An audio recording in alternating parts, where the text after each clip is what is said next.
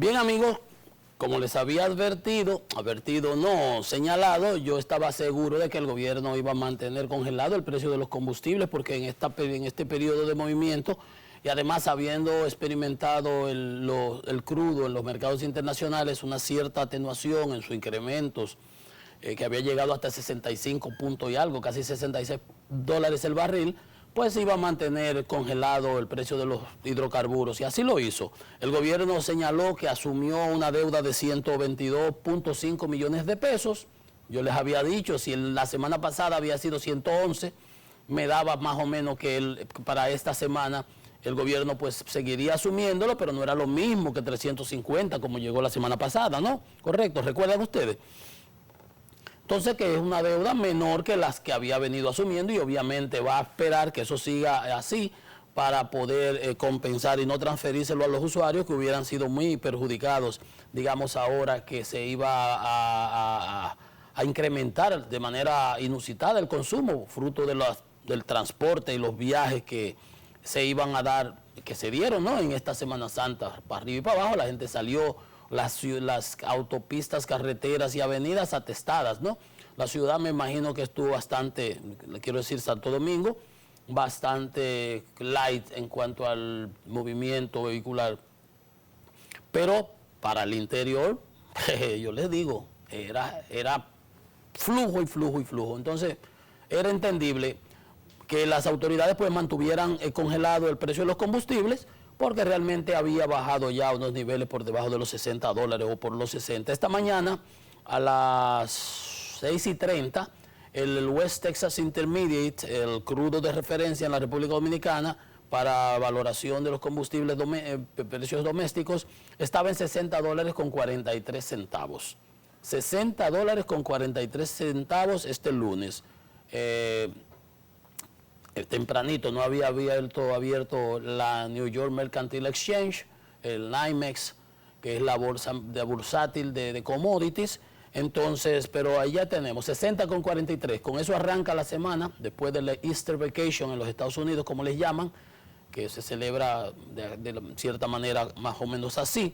Entonces, como acá, para muchos, entonces eso es importante. Vamos a ver cuál es el comportamiento de los combustibles en esta semana y le vamos a seguir dando seguimiento. Bueno, por otro lado, el Banco Central había dado a conocer que el crecimiento de la economía en el mes de febrero había sido de 1,1%. Teníamos perspectivas halagüeñas, que ellos esperaban eso, de acuerdo a las proyecciones que se habían hecho a partir del primer semestre, del segundo trimestre, o sea, de junio en adelante. Nos estamos adelantando unos 4 meses en crecimiento, eso es importantísimo, es bueno. Entonces, por tal motivo, el Banco Central, que destinó políticas de flexibilización, de mucha liquidez para que pues, pudiéramos solventar estos problemas de la pandemia, pues ha mantenido coherentemente su tasa de política monetaria en 3%. Entonces, la tasa de facilidad permanente de expansión de liquidez, los repos, el Repurchase Agreement de un día, los mantuvo a 3.50, y el overnight, que son los depósitos remunerados de los bancos que colocan en el mismo banco, están en 2.50% anual. Esas son las tasas de interés que se usan en el sistema interbancario, que mandan una señal para las tasas de interés que van a ser pues las que regirán en el mercado, tanto las pasivas como las activas, de los ahorrantes como de los empresarios que van a buscar recursos prestados para proyectos de inversión. Muy bien, el Banco Central entiende que la inflación está controlada. El índice de precio del consumidor para febrero señala que fue de 0.68 y estamos en los rangos de proyección de aproximadamente 4% y un crecimiento de la economía que va a estar por 5,5 hasta 6%. Excelente, muy bien esa decisión del Banco Central, que mantiene un seguimiento permanente, meticuloso de la economía nacional. Otra información que tiene interés para los inversionistas y para el público en general es el concerniente al servicio de la deuda de nuestro país. Nosotros tenemos alrededor de un 70% de la relación del Producto Interno Bruto ya comprometido con la deuda. todo como con deuda en general, deuda global. Entonces, señala una información al día de hoy que publica la Dirección General de Presupuesto que del 19.54 de los ingresos fiscales se los consumió el pago de los intereses de la deuda. Entonces, el 19.54 en los 2 primeros meses, ¿verdad? Que es 5 veces mayor que el gasto de capital. O sea, en interés estamos pagando por la deuda que ya hemos consumido, que tenemos, 19.54% de todos nuestros ingresos, casi un 20, un quinto, que es 5 veces mayor que el gasto que hemos hecho en capital. Dice que el gasto de capital fue de 7.000 millones, mientras que el monto de 7.000 millones de pesos en capital, en obras de infraestructura, contenes, escuelas, hospitales, puentes, etcétera, mientras que el pago de los intereses de lo que debemos, de la deuda, que hemos tenido que emitir para solventar nuestros compromisos, ascendió a 34.043.8 millones de pesos. Fíjese, 7.000 en interés, en inversión, y 35.000 prácticamente, 34.000 en servicios de la deuda. Por eso es importante que desarrollemos la nación, que aumentemos el crecimiento del producto para que podamos generar más ingresos, los ingresos se incrementen y esos 34, si subimos, pasen de 19 a 2, a 18, a 17, a 15, porque en la producción los ingresos se incrementaron. Entonces, dice la información además que en los primeros 81 días del ejercicio fiscal, los gastos representaron el 21.18 de los gastos corrientes totales del gobierno, que en este periodo ascendieron a 160.000 millones. Miren ustedes, eso es lo que gastó el gobierno.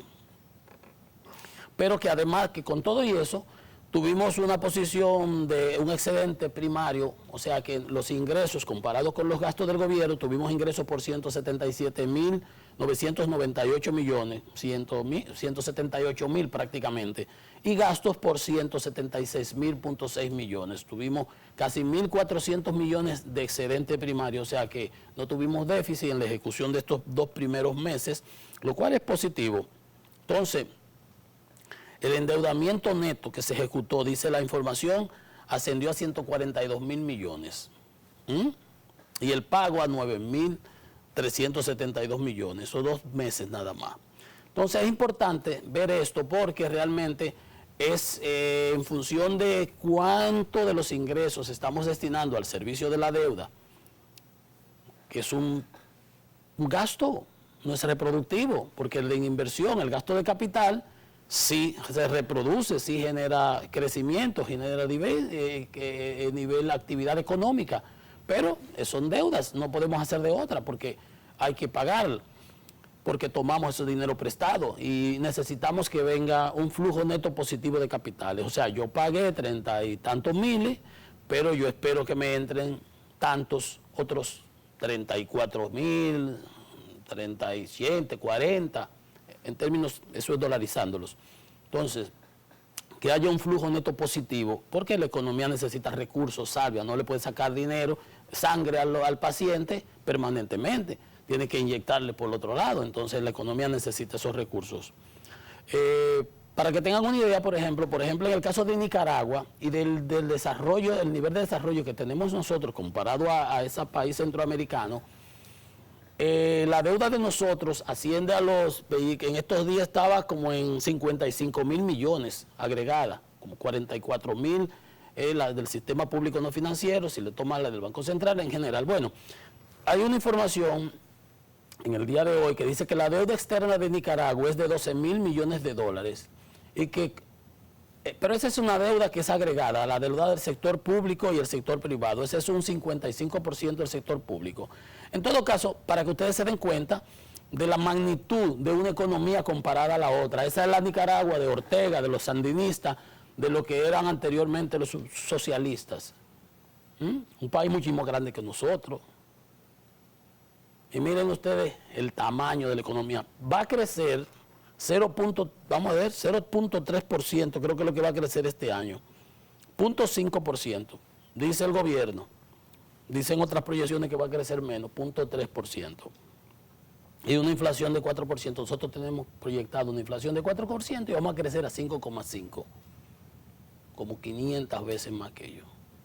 Entonces, el servicio de la deuda externa total de Nicaragua fue de 2.183 millones de dólares y el 83% correspondió al sector privado.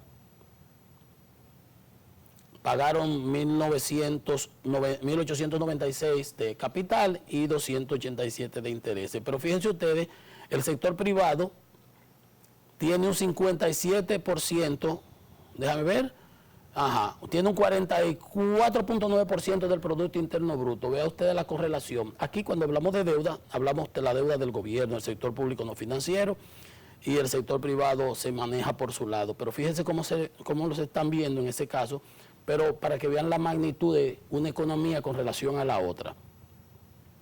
Entonces, otra información parecida a la nuestra, pero que da un detalle, es nosotros recibimos y acumulamos el año pasado, para que también veamos la magnitud de una economía comparada con otra. Ecuador tiene una economía dolarizada, Ecuador es mucho más grande, exportador de petróleo, o exportaba, ¿no? Y dice que se mantuvo Ecuador a flote fruto de las remesas enviadas por sus expatriados al país. Para que vean ustedes, nosotros el año pasado, el gobernador informaba que habíamos recibido casi 1.500 millones en remesa, 800 en un mes, y en este año creo que va, y 700 en el otro mes, ahí están los 1.500 millones. Pero el año pasado, en el 20, nosotros recibimos 8.200 millones de dólares de nuestros hermanos en Estados Unidos prácticamente. Entonces, Ecuador recibió el año pasado 3.338 millones de dólares. Y de los Estados Unidos recibió 2.000 millones de dólares, 2.027. O sea que los ecuatorianos que viven en Estados Unidos enviaron a su país 2.027 millones de dólares de los 3.333. Ecuador estuvo prácticamente al llegar a un default, un quasi default, como se llama, el año pasado, porque no tenía cómo pagar sus compromisos de deuda, el servicio de la deuda. Entonces, se contrajo casi igual que nosotros, 7,8 su economía. Pero se había proyectado que se iba a contraer como 10%. Recuérdense, ellos tienen muchos commodities que todavía siguen vendiéndose en el sector, en el mercado. Pero al ser una economía dolarizada, no tienen los rejuegos que tenemos nosotros con las políticas monetarias y con los rejuegos que hace el Banco Central, que ahora, por ejemplo, esas declaraciones del gobernador antier, que decía, bueno, si se sigue apreciando el peso dominicano, si sigue bajando la cotización del dólar, pues nosotros lo que haríamos, porque eso afecta al sector exportador, porque desestabiliza las proyecciones económicas en cierto modo, aunque algunos se beneficien, nunca hay, ¿verdad? Nunca es neutro el impacto. Dice, bueno, pues entonces compraríamos divisa para mantener su precio, para que haya mayor demanda, entonces se mantenga estable su valor y se monetiza la economía. Pues bien, esos 3.300 millones, para que ustedes vean la importancia de los mismos en el mercado ecuatoriano, equivalían a más de 10% de los depósitos bancarios. Eso le salvó la campana a Ecuador.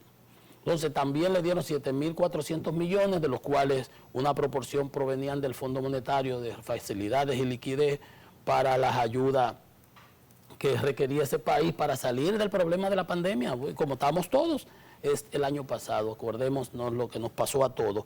O sea que no es una cosa, digamos, aislada, sino que es algo prácticamente generalizada que la hemos vivido todos los países del mundo. Miren ustedes, un ejemplo palpable, un ejemplo evidente, ahí lo que hubo con Ecuador. Lo salvaron las remesas, a nosotros se nos cayó el turismo y nos salva las remesas también. Tenemos 12.000 millones de dólares en reservas internacionales netas, que aproximadamente 8 meses de importaciones, muy por encima de lo que establece, de lo que recomienda el Fondo Monetario como un mecanismo de seguro, ¿verdad? El monto mínimo que debiéramos tener. O sea que, fíjense ustedes qué importantes son las remesas en este mundo interrelacionado, donde tenemos tantos expatriados, tanto un país como el otro. Pero fíjense ustedes la magnitud de una economía y la magnitud del tamaño de una con relación a la otra, tanto en el caso nosotros con Nicaragua, como en el caso de nosotros comparados con Brasil. Y eso me recuerda la frase de una famosa canción hablada, algo así se llamaba, de nombre de titulada Desiderata. Que hay gente que ven que pasa un Mercedes-Benz por ahí y una vez están de envidioso. Usted anda en su bicicleta, viva feliz con su bicicleta.